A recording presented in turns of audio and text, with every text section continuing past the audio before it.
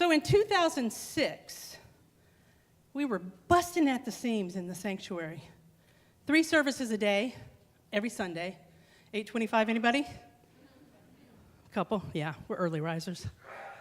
We decided that we needed to build a bigger space. We needed to build this beautiful hall. And Leo Brody made a video, and it was sent out to the members. And I saw it recently, and I got so excited that I said, please, let me talk about it, and let me show it to you. And so watch this, and then I'm going to tell you why I'm so excited.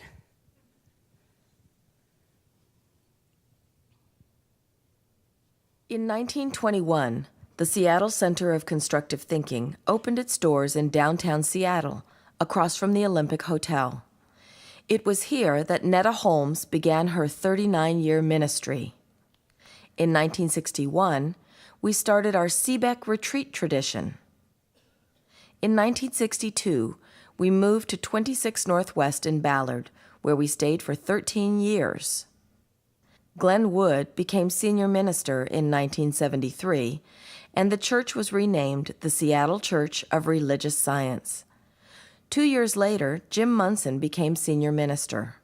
When I started going to this church, it was in Ballard. That's the one that had "Be Still and Know That I Am God" over the stage, and you could sit and look at that and know that that was the truth.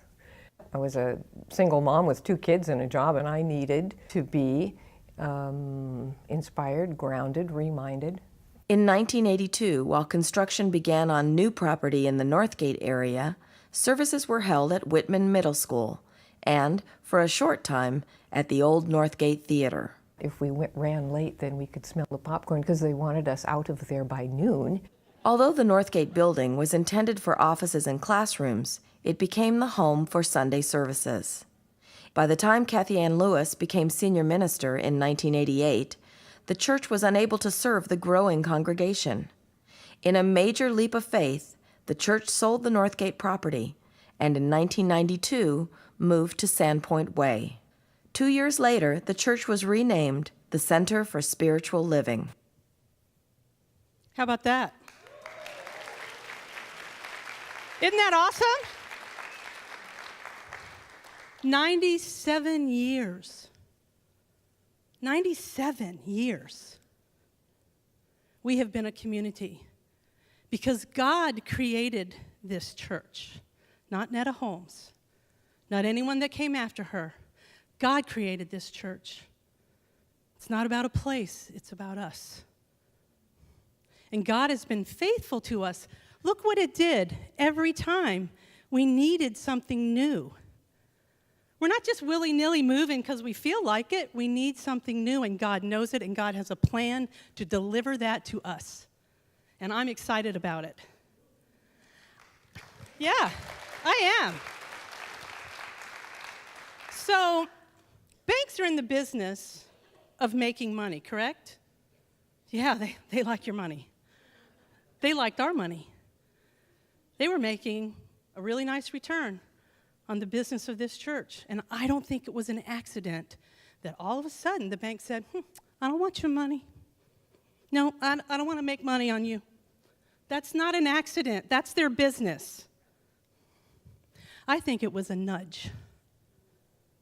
I think God knew how to nudge us along because we could have just stayed here if that hadn't happened. We wouldn't have even known what was out there if that hadn't happened. And God is faithful. That's the God I know. God is always faithful. Can we be faithful to God is my question. In all of this move, and I know it's crazy for some people. It's not for me because I moved all my life. I get excited about it. But I know for some of you it is. But I'm asking you to think about a time that God was faithful to you, that God came through for you when you had no idea how it was going to happen. Because I know every single person here has a moment like that. And that's what you need to lean into. Lean into that faith. Lean into that reason that we're all here together. I mean, some of those outfits were a little frightening. I never want to see those green shirts on the choir, ever. You with me? But this This building isn't who we are. This is who we are. You and me, people that have come and gone and moved away and moved back. This is what God wants. We are the leading edge of creation in the idea of a church called the Center for Spiritual Living in Seattle. And God has not brought us this far to let go of us now. Okay? It's like the little bird, and the mom was like, you gotta get out of here. I'm tired of taking care of you. Right? And the bird's like, oh my God. But the bird flies, right? I mean, let's give it 99 out of 100. But the bird flies, and the mama knows that the bird will fly, but it needs to know it can fly. Right? That's what this is all about for me. I just wanted to share that with you because I believe that this God that I know that has changed my life is going to keep doing it for all of us. Thank you.